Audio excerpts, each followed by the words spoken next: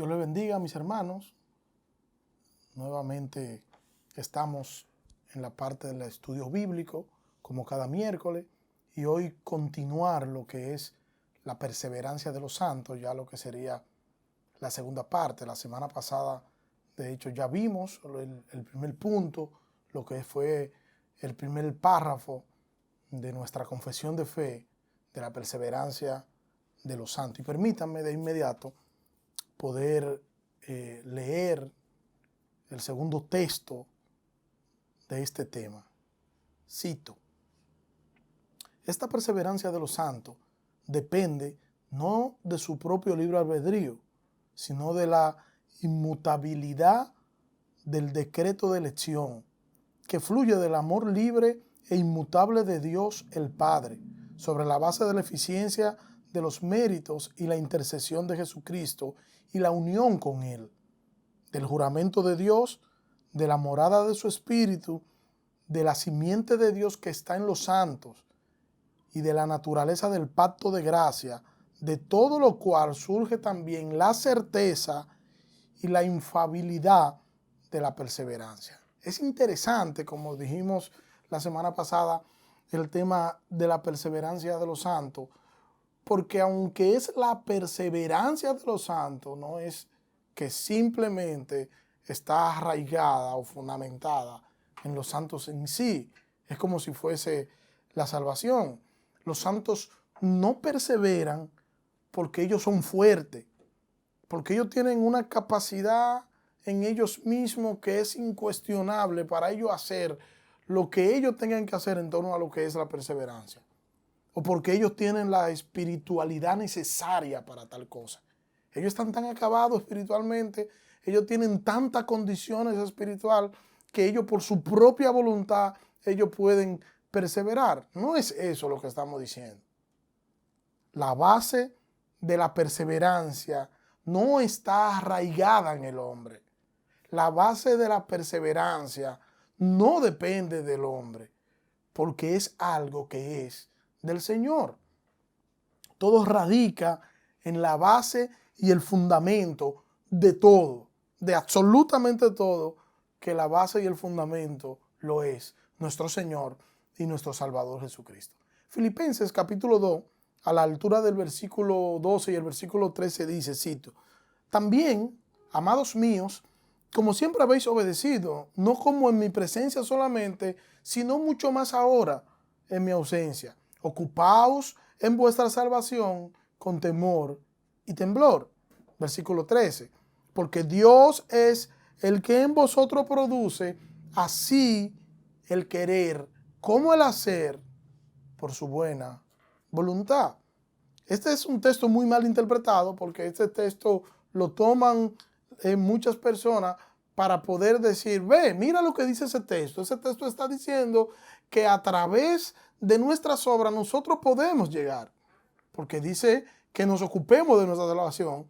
Y hay quienes toman este texto también para decir que la salvación se pierde, porque nos está mandando a ocuparnos de la salvación con temor y temblor. Y si no nos ocupamos de ella, entonces significa que la podríamos perder. Pero este texto no está hablando de nada de eso. La respuesta de los filipenses al evangelio fue la obediencia. Y esa es la muestra de un arrepentimiento genuino. Usted no puede hablarme de que usted tiene un arrepentimiento genuino, pero usted no obedece. No, porque esto va de la mano, porque el amor obedece. Y si tú amas al Señor, entonces tú vas a obedecer sus preceptos, tú vas a obedecer sus mandatos. Cuando Pablo dice aquí que se ocupen de la salvación, Pablo no se está refiriendo a la salvación por obra. Eso no es lo que el apóstol Pablo está enfocando en este punto. Porque nosotros somos salvos, pero somos salvos por gracia por medio de la fe. No hay otra forma en la que el hombre pueda ser salvo. El hombre es salvo únicamente por gracia, por medio de la fe. Es la gracia de Dios, el regalo de Dios. Mire cómo lo dice el pastor John MacArthur hablando al respecto, cito: cuando dice ocupaos en vuestra salvación, el verbo que se traduce como ocupaos significa trabajar en algo sin interrupción hasta terminarlo por completo. Esto no se trata o no se está refiriendo a la salvación por obra, pero sí a la responsabilidad del creyente de obedecer en su proceso de santificación. Fin de la cita. Cada creyente tiene la responsabilidad de obedecer los mandamientos del Señor. Tiene la responsabilidad de ponerlos en práctica. Ese es el compromiso, esa es la responsabilidad del creyente. Antes de ser creyente, él no quería hacer esto, porque tenía una naturaleza que lo inclinaba al mal y no quería ni podía hacer todo esto. Pero ahora ha sido transformado por Cristo y ahora su voluntad es inclinada al bien. Ahora él puede elegir lo bueno porque su naturaleza ha sido transformada, su naturaleza ha sido cambiada y el Señor ha hecho esto por medio de su Espíritu. Y esto es lo que nosotros podemos ver en torno a lo que es a la perseverancia de los santos y podemos basar lo que estamos diciendo en esto porque depende del Señor la salvación. La salvación es absolutamente por gracia. El hombre puede elegir únicamente cuando Dios cambia y transforma su naturaleza. Pero aquí hay una tensión que no podemos pasarla por alto y es que el creyente es responsable de ocuparse de su salvación. Pero el Señor es quien produce las obras y el fruto del Espíritu en la vida del creyente. O sea, el creyente es responsable de ocuparse de su salvación, pero a la misma vez es el Señor quien produce el fruto del Espíritu en el corazón de ese creyente. El Señor obra en la vida del creyente por medio de su Espíritu Santo, porque el Espíritu Santo mora en el creyente y lo guía. Dios vitaliza o Dios da energía a los deseos del creyente. De una energía a estos creyentes, el Señor lo llena, el Señor lo capacita para que este creyente pueda hacer lo que tiene que hacer. El Señor les da los dones para que el creyente pueda hacer lo que tiene que hacer de la forma que tiene que hacerlo, como Dios lo ha determinado en su palabra. Pero es guiado por el Espíritu de Dios, es guiado por Dios mismo, no es algo únicamente que sale del creyente, que el creyente es quien lo decide, no, es guiado de la mano por el Espíritu de Dios. Mírelo de esta manera, el poder de Dios es quien hace que la iglesia viva una vida santa que le agrade a Él. Eso lo hace el poder de Dios en el creyente, el poder de Dios en la iglesia. No es de sí mismo que sacan los creyentes la fuerza para actuar. No, no es así. Es Dios quien coloca esto en el creyente. Quien le empuja a hacer y quien le empuja a vivir conforme a su voluntad. El creyente recibe al Espíritu de Dios y el Espíritu de Dios es necesario en la vida del creyente para que este creyente pueda vivir de la forma que tiene que vivir en este mundo pecaminoso. Dios quiere que los cristianos vivan conforme a su palabra. Y Dios sabe que sin su ayuda los cristianos no van a vivir conforme a su palabra. El creyente solo vivirá una vida santa si es guiado por Dios a esta vida piadosa. De lo contrario, no podrá. Mire cómo lo dice Romanos en el capítulo 9, versículo 16. Así que no depende del que quiere ni del que corre, sino de Dios que tiene misericordia. Dios es quien elige, Dios es quien ha seleccionado para salvación. La salvación no es una iniciativa humana, la salvación es una iniciativa de Dios. Hasta la fe para la salvación ha sido dada por Dios mismo al creyente.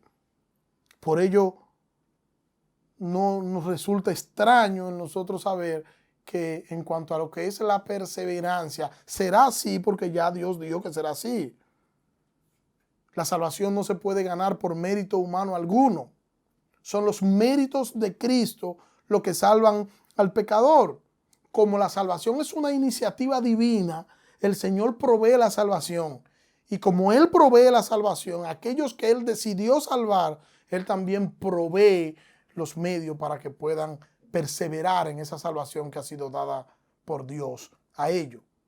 Dicho de otra manera, el Señor los salva y el Señor los hace perseverar. El Señor los salva y el Señor los hace perseverar. Romanos capítulo 8, versículo 30. Mire que como dice aquí este texto. Y a los que predestinó, a estos también llamó. Y a los que llamó, a estos también justificó. Y a los que justificó, a estos también glorificó. A lo que Dios escoge, Dios lo destina para su propio fin. Dios ha llamado de manera eficaz aquello que Él escogió en Cristo en la eternidad pasada. La justificación tiene que ver con la declaración de justicia hecha por Cristo en favor del pecador. Es la imputación de la justicia de Cristo a favor del creyente. Y esto suministra la justicia que el hombre necesita para ser aceptado por Dios. Dios declara justo al pecador solo con la base en los méritos de Cristo y su justicia perfecta. Y Pablo está hablando de la glorificación aquí en pasado, cuando esto es un acto futuro, con el fin de poder recalcar la certeza de lo que él está diciendo. Efesios capítulo 1, versículo 4 en adelante, dice: según nos escogió en él antes de la fundación del mundo, para que fuésemos santos y sin mancha delante de él, en amor habiéndonos predestinado para ser adoptados hijos suyos por medio de Jesucristo, según el puro afecto de su voluntad, para la alabanza de la gloria de su gracia, con el cual nos hizo aceptos en el amado, en quien tenemos redención por su sangre, el perdón de pecados según las riquezas de su gracia, que hizo sobreabundar para con nosotros en toda sabiduría e inteligencia, dándonos a conocer el misterio de su voluntad según su beneplácito, el cual se había propuesto en sí mismo de reunir todas las cosas en Cristo en la dispensación del cumplimiento de los tiempos, así las que están en los cielos como las que están en la tierra. En él asimismo tuvimos herencia, habiendo sido predestinado conforme al propósito del que hace todas las cosas según el designio de su voluntad. Fuimos escogidos por el Señor y fuimos escogidos por el Señor antes de Él crear todas las cosas. El Señor diseñó un plan y en ese plan estaba salvar en Cristo a los creyentes. Ese plan iba a girar en torno a la cruz y todo iba a apuntar a lo que es la gloria de Dios. El propósito de esto es una unidad eterna con Cristo, un deleite mayor, que el deleite mayor o el mayor deleite es estar en comunión con Cristo por toda la eternidad. La razón de ser de la elección de Dios es Dios mismo. Es su amor lo que lo lleva a la elección. Es su amor la razón. O sea, podemos decir que es Dios la razón de la elección. No lo que nosotros pudiéramos hacer. Porque tenemos que reconocer que nosotros no podíamos hacer nada. Nosotros estábamos perdidos en nuestros delitos y pecados. Nosotros estábamos sin Cristo y sin esperanza, vendidos al pecado, sin esperanza alguna. Nosotros nacimos condenados. David dice en el Salmo 51, en pecado me concibió mi madre. O sea, yo soy pecador desde que nací. Desde que caí en el vientre, desde que era un embrión, yo soy un pecador. Yo lo que merecía era ser aplastado por la ira de un Dios que es santo. Entonces, viendo eso, tenemos que decir que es el amor de Dios la razón, que es Dios la razón, no lo que nosotros pudiéramos haber hecho, porque todo lo que nosotros pudiéramos haber hecho no era suficiente. Todo lo que nosotros pudiéramos haber hecho estaba teñido con el pecado. Y y en vez de declararnos como tales, justo, todo lo contrario, nos condenaba mucho más. Es la obra de Dios. Es el plan de Dios. Dios ha otorgado de manera milagrosa su naturaleza a aquello que Dios ha escogido. Recuerden que ya hemos dicho en otras ocasiones que el hombre nace con una naturaleza corrompida, el hombre nace con una naturaleza inclinada al mal y el hombre lo único que quiere hacer es lo que su naturaleza le indica o a lo que se inclina su naturaleza. Dios cambia esa naturaleza pecaminosa y Dios de manera milagrosa coloca su propia naturaleza en este hombre. Y tendríamos que preguntar aquí, ¿cuál es el propósito de la salvación? El propósito de la salvación es la gloria de Dios. Somos salvos para su gloria. Dios pagó el precio de nuestra salvación. Dios pagó el rescate por nuestros pecados. Y la intención de Dios era reunirnos en Cristo. Y aún antes de Dios formar el universo, aún antes de Dios formar la tierra, Dios determinó que cada pecador elegido, sin importar su bajeza, sin importar su condición, sin importar su putrefacción, no importa, fue hecho justo al confiar en Cristo. Ese pecador perdido, ese pecador sin esperanza, ese pecador sin vida, entonces es hecho justo al confiar en Cristo. Dios está trabajando en nuestro favor desde antes de la fundación del mundo y sin nosotros saberlo. Esto es increíble. Sin nosotros saberlo siquiera, Dios ha estado trabajando en nuestro favor. Y eso debe llenar nuestros corazones de esperanza. Nosotros estamos seguros, nosotros estamos muy seguros en los brazos de nuestro Salvador, quien nos escogió y quien nos salvó en Cristo, quien ha provisto los medios para que nosotros podamos perseverar, sus cuidados para nosotros, su trato para con nosotros. Nosotros no estamos solos como a veces creemos, no hemos sido abandonados como a veces creemos. Dios continúa guardándonos por medio de su Espíritu Santo. Y si nos ha tocado pasar por alguna angustia, y si nos ha tocado pasar por alguna necesidad, por alguna situación adversa, nosotros tenemos que entender que nuestro Salvador está con nosotros, que Él es quien nos protege, que Él es quien nos cuida, que Él es quien nos guarda. Las cosas pudieran ser peores, pero no son peores porque el Señor está con nosotros. La situación pudiera haber estado al borde del precipicio, caernos y sucumbir nosotros ante la maldad, pero no, porque Dios está con nosotros, porque Dios tiene control de las cosas que están sucediendo en nosotros, no importa cómo sean estas. Porque cuando Pablo dice que a los que aman a Dios todas las cosas le ayudan a bien, Pablo no está diciendo a los que aman a Dios las cosas que Él entienda que son buenas le van a ayudar a bien. No, quien determina lo que es bueno y lo que es malo no somos nosotros, es el Señor. Entonces todas las cosas han de obrar para bien en nuestro favor, porque el Señor está con nosotros, porque nuestro refugio es nuestro amado Salvador. Las cosas pudieran ser peores. Su voluntad se está cumpliendo en nosotros.